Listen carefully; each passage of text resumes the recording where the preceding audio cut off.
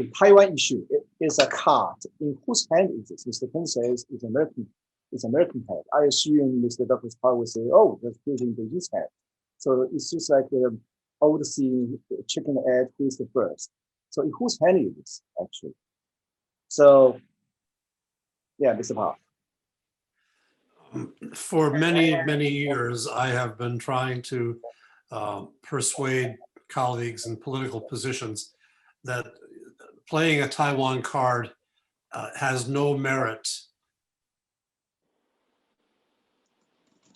in terms of regional stability.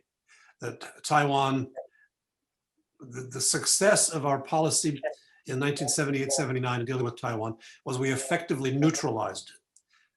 Taiwan would not become a platform for potential projection of power against the US in the maritime sphere, and the US would not try to use Taiwan as a projection of power into China in the mainland sphere.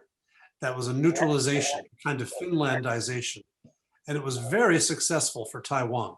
It brought them decades of prosperity and autonomy, and it did not impede the ability of the US and China to accomplish a great deal, even while we still had many differences. Trying to turn Taiwan into a card, in our experience, has been one that almost uniformly hurts Taiwan.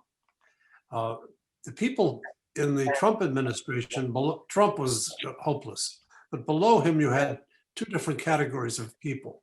Some who had genuinely warm feelings for Taiwan and wanted to do things to improve the quality of our relationship.